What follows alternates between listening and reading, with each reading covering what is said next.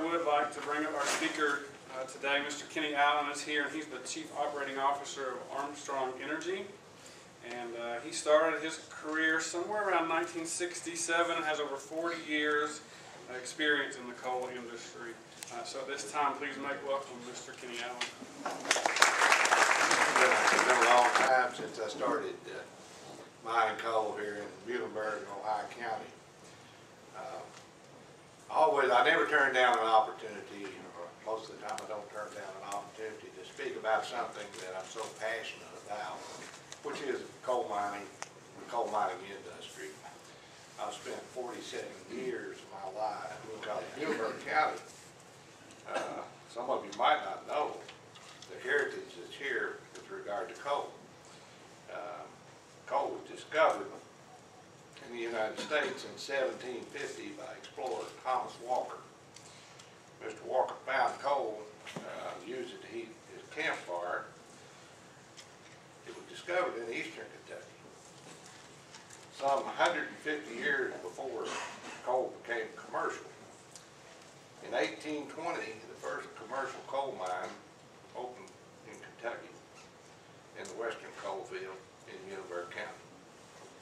And that mine was over here, as most of you know, Old Avery on the river. And since that point in time, coal has continued to be mined, and through a lot of years was very prevalent, very dominant on the national scene. There was a few years in the late 70s and early 80s that Muhlenberg County was the #1 coal producing county in the nation. That was prior to Wyoming, the Powder River Basin taking off in the 70s or early 80s and surpassing it. I just want to talk a few minutes about what does coal mean to us? What does it mean to Muhlenberg County? What does it mean to the United States of America? You know, we have the largest estimated coal reserve in the world, enough to last over 200 years. Coal is produced in 25 states. However, 70% of that number is produced in 5 states. Wyoming, West Virginia, Kentucky, Pennsylvania, and Illinois, in that order. Over 90% of the coal produced in the U.S. last year was used to generate electricity here in our country. Think about it, you know, electricity is the foundation of our standard of living. A few of us got a sample of what it's like to live without electricity a few years ago when we had the ice storm. I don't know about y'all, but I didn't like it. You know, I went about 12, 14 days without electricity. 6, 7 of those I didn't have water. You know, when you stop and think about it in pure simple terms, we can't even go to the bathroom today without electricity. You know, the world now has a population of about 7,155,700,000 people. Of that number, about 1.5 billion of those people don't have access to electricity. We can't comprehend that because most of us here have never had to live without electricity. Of that total number, the United States has about 317,848,000 people. The average kilowatt hour per capita in the U.S. is 13,395 kilowatt hours. In China, they've got 1,360,720,000 people. Per capita use of electricity there is 3,298. You move on to India, who has 1,242,660,000. I keep getting my decimal point in the wrong place. 1,242,660,000 people. Their per capita use of electricity is 684 kilowatt hours. So that gives you a little bit of a spin on what electricity means to our standard of living. You know, we have by far the most superior standard of living anywhere in the world. If you don't believe it, travel outside the U.S. You travel outside the U.S. where you go to Europe or Great Britain or Asia or wherever you go. You leave a 5-star hotel, your standard of living goes down dramatically. And a lot of people don't understand that. The reason reason is that disparity in the use of electricity. Electricity is the foundation of our standard of living. Y'all remember back during the 2008 presidential campaign, Barack Obama promised to bankrupt anyone who wanted to build a coal-fired power plant and to eventually shut down the coal industry. Well, for those that hadn't been paying attention, despite his inability to pass cap and trade, he's still pursuing that plan. Now he's doing it through EPA regulation, known as the New Source Performance Standard, which amount to a cap without trade. On June 2nd, 2014, the EPA proposed the most onerous regulation in American history, which mandates coal generating facilities lower their CO2 emissions by 30% over the next 15 years. This proposed rule will have devastating consequences on America's economy. Many believe the proposed rule is blatantly illegal. The proposed regulations for coal-fired power plants could slam the door on the shut on the already reeling coal industry. In 2013, coal mines in the U.S. produced just under 1 billion tons. That's the lowest production since 1993. And again, 90% of that coal was used to generate electricity here in the U.S. Coal's share of generation stands at about 39% right now. That's declined from 50% in 2007. So you see the difference. According to the Energy Information Agency, that's a federal agency, the average price of natural gas per million BTU thus far in 2014 to all users is $7.51 per million BTU. The price of steam coal per million BTU to all users is $2.38.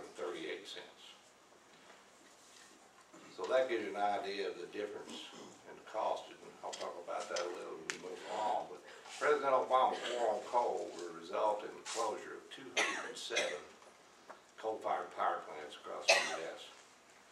The EIA, Energy Information Administration, is projecting a loss of 60 gigawatts of coal-fired generation by 2020.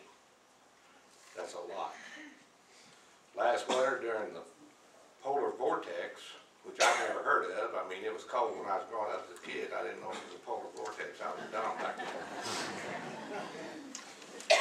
Coal generation amounted to about 92% of the incremental demand that we experienced during that cold weather. And by incremental demand, I mean additional demand that was put on the generating stations by the colder weather. Coal saved the day. Of course, as we talk about that, you know, near and dear to all our hearts is the TVA Paradise Steam Plant. And I think almost everyone in this room is aware of what's going on there.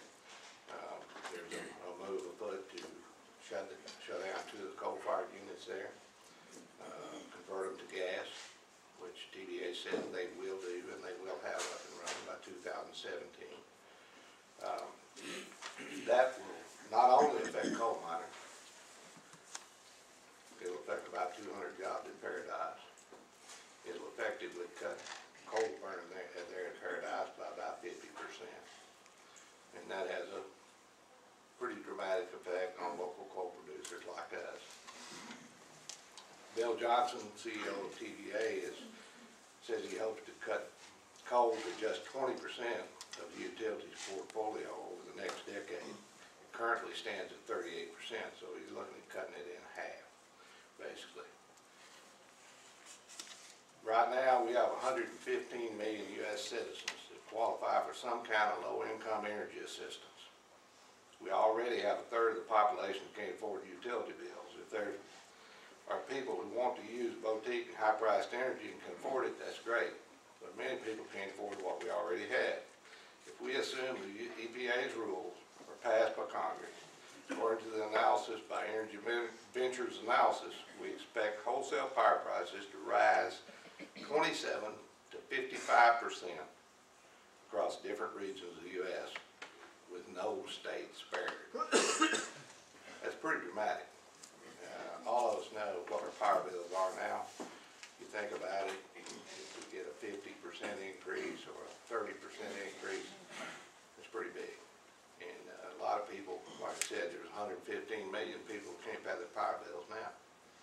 just something unique about the country.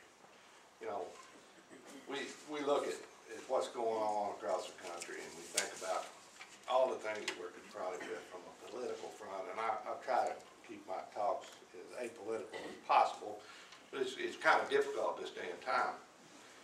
You know, this president and this administration has chosen, in my mind, to attack two of the things that our country, that has made our country the greatest country in the world, two of the things that we do better than any country in the world. Number one is to produce affordable and economic energy that everybody here enjoys, whether you pay your power bill or not. Everybody in the U.S. has electricity. As I said earlier, there's 1.5 billion people in the world who don't have electricity. So we're going to change that. Number two, I think everyone would agree, we unequivocally have the most superior healthcare system anywhere in the world. So now we're going to change that. And unfortunately, if you deal with insurances and things of that nature, as I do every day, we realize that this change is not going to be positive for the majority of the people. And I'm the guy who looks at the glass as half full, and I still think it's half full. We're still living in the best country in the world. We have the most superior, the very best standard of living in the world. What we got to do is get to work and protect that. We got to get to work and keep it like we want it, not like somebody else wants it. We got to bring jobs where people, you know, bringing government subsidy to the community doesn't do much. Doesn't do anything long term. What does something for the community is bring jobs. Bring jobs in where people can get up and go to work every day and be productive and not sit around home and drink and take drugs and wind up in a rut. We got to get our young people educated. We got to get them out in the workforce. We got to provide real, tangible jobs for our young people if this country is going to stay great. In that, we provide, Armstrong now, we provide just over 1,000 jobs. 351 of those people in those jobs live in Muhlenberg County. 235 in Ohio County and 241 in Hopkins County. Of that number, 784 of them work in Ohio County, 194 work in Muhlenberg County, 31 in Hopkins. We're going about changing that. Some of you in the room know that we're opening a new mine. We're now at the Parkway location, we're opening a mine we're calling Sept. The name of that mine came from the name of the seam that we're about to mine. It's the number 8 seam. The proper name for it is Sept. This will be the first time the number 8 seam of coal has been mined by underground method in this part of the world. So I tell people, Kenny Allen's going to be remembered for this endeavor one way or the other. We don't know exactly how it's going to turn out. We're about 300 feet in on a slope that's going to be about 1,000 feet long. So hopefully by the first of the year, we'll be in production at that mine, which will add more jobs. So there is positive out there. We just got to keep our heads about us. We got to use a little common sense. Number one, like I tell all our employees when I talk to them, we got to get out in November and vote. Voting now is more important than it's ever been in my lifetime. To people who care about our country, to people who are in business. And we got to research candidates. We got to know what they're about. We got to know what they stand for, and vote for the people who believe in the same things we believe in. I never attempt to tell anybody who to vote for. I certainly have my preferences. And people who support coal are people who I support. And I will continue to do that as long as I'm able. But I just want you to understand, I want to just give you a brief overview of how important I think coal is. Take coal out of our 5 or 6 county area here, Ohio, Muhlenberg, Hopkins, Webster, Union. Tomorrow, if we shut down all the coal mines,